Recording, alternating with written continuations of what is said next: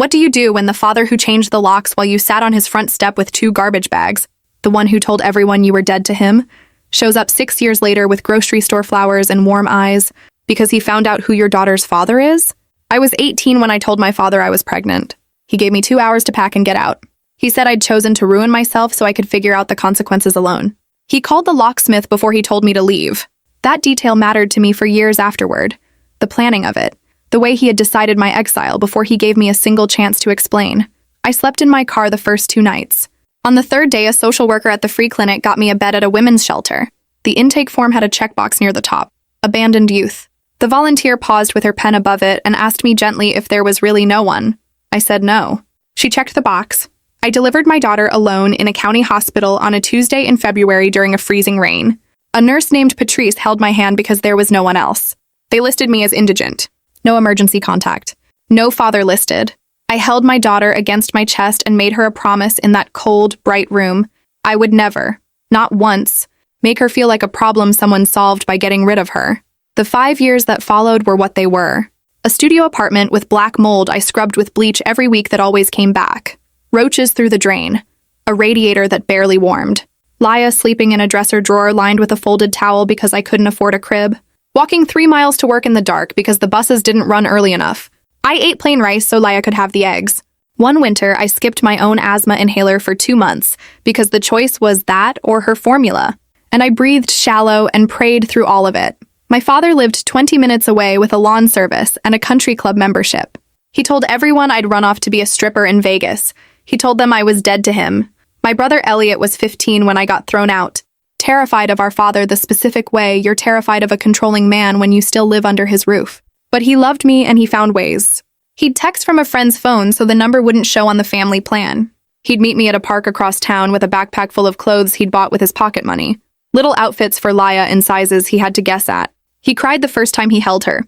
This gangly teenager holding his niece in a public park because that was the only safe place we had. I told him to keep his head down, finish school, not light himself on fire to keep me warm. I meant it. His quiet $40 and his bags of thrift store clothes were the only kindness I got from that side of my blood for 5 years. I will love him for it until I die. I clawed up an inch at a time. GED on the diner's Wi-Fi during breaks. Community college, 2 classes a semester. A better restaurant with a manager named S who didn't let customers put their hands on his staff. A 1-bedroom apartment with an actual bedroom, where for the first time Laya had a real bed. She was, as her mother and as a fact, a remarkable child. Reading at 4, doing addition in her head at the grocery store, with a laugh that turned heads in restaurants. Then, last month, a man walked into my section at the restaurant. Expensive coat, the quiet kind of wealth that doesn't announce itself, and an accent I couldn't place at first. He kept looking at me in a way that wasn't the way the grabby ones looked, like he was solving a problem. He asked if I'd gone to State University 5 years ago. Fall orientation. My heart stopped. His name was Henrik Solvang. His family ran a shipping and renewable energy company out of Norway, the kind of fortune that gets written about in financial papers in languages I can't read.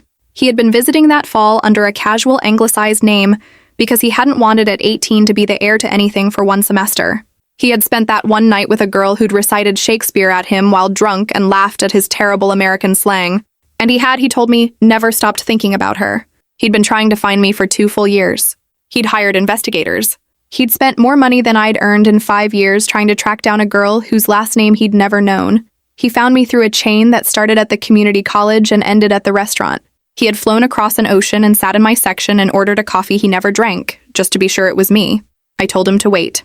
I went into the back and called Gloria to make sure Laya was okay, and I stood among the canned tomatoes shaking and made a decision. I came back out and sat down across from him on my break and told him he had a daughter.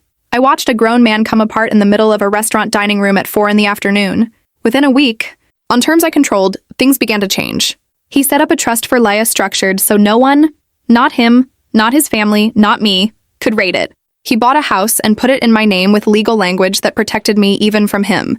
He insisted on back paying 5 years of child support into an escrow account that wouldn't release until paternity was officially confirmed, because he wanted it clean and unimpeachable. And that, of course, was exactly when my father reappeared. He showed up on a Sunday afternoon with grocery store carnations and an expression I hadn't seen since before my mother died. Soft, grandfatherly, full of feeling. He stood on the porch of a house I owned and told me he'd been wrong, that he'd missed me every single day. That family forgives. That life was too short. He said the neighbors had told him about the car in my driveway, foreign plates, a value that didn't fit my old life, and about the delivery trucks from stores he recognized. He said he'd been worried about me, worried I'd fallen in with the wrong kind of people. I let him in. I want to be honest about that, partly because some small starved animal part of me had waited 5 years for him to stand on a porch and say he'd been wrong, and partly because I already suspected exactly what this was, and I wanted to watch it happen with my own eyes. He went on about second chances and a father's love, and how he'd been grieving my mother. Then he saw the framed photo on my mantle, Laya with Henrik's mother and sister at a hotel suite downtown. And I watched his face change. I watched the grief drain out of it and something hungrier move in behind his eyes. He picked the frame up. He said the Solvang name like it tasted of something he wanted. He said we should plan Laya's 5th birthday together. That he'd always wanted to see Norway. That the fjords were supposed to be beautiful this time of year. That was the exact moment Henrik walked in from the kitchen, where he'd been the whole time, getting Laya a glass of water, hearing every word. My father extended his hand toward Henrik with the practiced warmth of a man who'd shaken 1,000 hands at fundraisers, already calling him son. Henrik looked at the offered hand like he'd found it on the bottom of his shoe. He did not take it. He said very quietly, "You are the man who locked his pregnant daughter out of the house." Then Henrik took out his phone. He didn't raise his voice once. He turned the screen toward my father and said, "This is the intake form from the shelter where your daughter spent the back half of her pregnancy. There is a checkbox near the top. It says abandoned youth. Someone checked it." He swiped. "This is the county hospital record from the night your granddaughter was born. Your daughter is listed as indigent. There is no emergency contact. There is no father listed. She delivered alone." He swiped again. "This is the social services file from when she applied for emergency housing at 8 months pregnant. Would you like me to continue?" My father tried to say he hadn't known how bad it was. Henrik said, "You live 20 minutes away. You changed the locks before you told her to leave. You called the locksmith first." I watched my father's face cycle through every excuse he'd carried for 5 years, watching them all fail one by one. When Henrik was finished, my father turned to me, hands trembling, and said he'd made a terrible mistake and thought about me every day. The starved animal part of me almost felt it. But then I looked at those grocery store carnations on my counter and remembered he had not come to my porch until after the neighbors told him about the car. I stepped back before he could touch me. I told him he needed to leave. At the door, he stopped. The soft, grandfatherly expression was gone entirely, replaced by the cold, calculating man who had called a locksmith before he called me his daughter. He said in a low, even voice, "I'm her grandfather." That counts for something. There are laws. He did not make empty threats. He made plans. What followed were months I will not compress into something smaller than it was. We built walls. My lawyer, Margot Vance, a woman who in 26 years of estate law had seen every kind of family blow apart and was no longer surprised by any of it, built the case around me and Laya document by document. DNA confirmation. A formal no-contact letter. A parenting plan filed with the court. A child therapist named Dr. Reyes who helped Laya process the enormous changes in her world with her own sticker calendar, and a stuffed fox and a ritual of 3 hugs and 3 kisses that made transitions feel safe. Henrik showed up every single time. Never late, never canceled. Sticker by sticker, building the evidence my daughter needed that the world was the kind of place where people stay. My father, meanwhile, appeared to do everything right. He enrolled in therapy. He attended monthly supervised visits, a birthday, coloring sessions at a little table, quiet waves across a pavilion. Every form came back clean. Week after week, patient and compliant. And I began, against my own better judgment, to soften. Maybe people change, I let myself think. Maybe losing access to his granddaughter had cracked something open in him. Margot did not soften. When I told her how well it was going, she took off her reading glasses and said, "In 29 years, I have learned that the most dangerous version of a man like your father is the patient one. The one who throws a fit shows you his hand. The one who sits quietly and complies for months is waiting for something. Keep the file current." I thought privately she'd seen too many bad cases. I kept the file current anyway, and then Margot called on a Thursday afternoon, and I knew from the first syllable that the ground I'd been standing on was gone. He had filed a petition for grandparent visitation rights. Every supervised visit I had granted in good faith. He had been logging as proof of an existing relationship. The birthday, the coloring sessions, the waves across the pavilion. His petition cited all of it. He had manufactured the very relationship the statute required on my dime and my goodwill, and was now holding it up to a judge as the reason he deserved more. I called Elliot, and that was when the case broke open, because my father, after Elliot had refused to be the go-between, had assumed that blood was loyalty. He had texted Elliot the truth of what he was doing in writing, because he needed someone to be impressed by his cleverness, and he could not imagine his own son was no longer that someone. Elliot had screenshotted every single one. In those texts, my father laid out the entire plan. He wrote that he was playing the long game. He wrote that you don't get into a fortune like the Solvangs by kicking down the door. You get in by becoming the grandfather no court will deny, and that took patience. He wrote that the therapy was a box to check and the supervised visits were the whole point. That every hour at that little table was an hour on the record. He wrote that once he had the relationship established and the rights granted, the trust would have to come to the table, because no judge keeps a grandfather from a child over money. He wrote that he'd always wanted to see Norway and intended to on the Solvang dime. He wrote that I'd been a foolish girl my whole life, that I'd come into something I didn't have the sense to protect, and he would patiently take what should have been the family's. He had written all of this to the boy he'd leashed for 20 years, never once imagining that boy had grown into a man who loved his sister more than he feared his father. Elliot agreed to testify. He told me he'd done the math, that he'd rather take out loans for 1 semester than spend the rest of his life knowing he'd had the receipts and stayed quiet. He said, "You stood between me and him 100 times when we were kids. Let me stand once." The courtroom was smaller than I expected. Fluorescent, plain. My father sat at the petitioner's table in his best suit, hands folded, face arranged into the careful sorrow of a wronged old man. His lawyer told the court a story about a devoted grandfather, a man who had completed therapy and attended supervised visits faithfully, a daughter who had come into wealth and grown cold and controlling. Margot didn't raise her voice.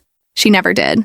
She began by agreeing that the relationship between a grandparent and grandchild was sacred, and then she asked the court's permission to examine when exactly that relationship had begun.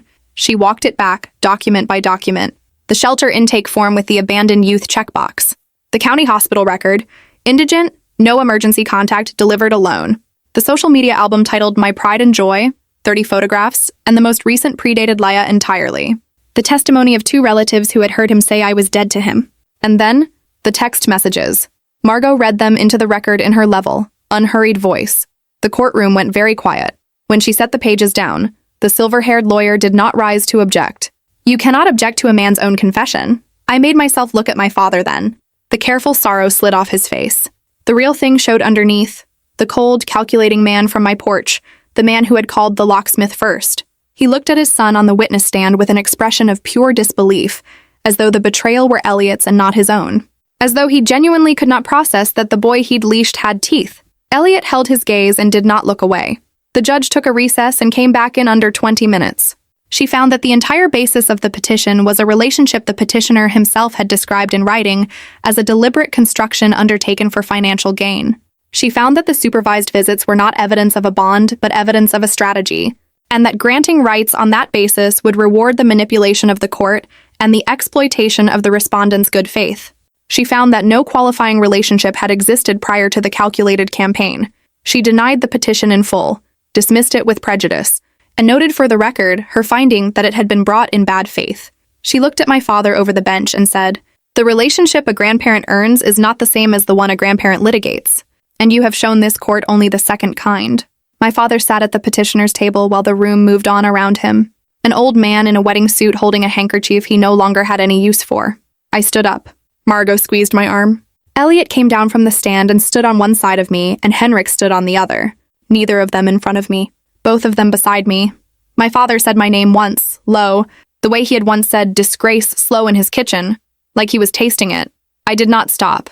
I had a daughter at home counting gold stars on a calendar, who had never slept in a dresser drawer, who would never feel like a problem someone solved by getting rid of her. I was going home to her. I pushed open the courtroom door and walked out into the daylight. I had made her a promise in a cold, bright room almost 6 years before. I had kept it. And the man behind me had finally, after 6 years and a locksmith and a courtroom of his own making, become exactly what he had once called me, a disgrace, and it was no longer mine to carry.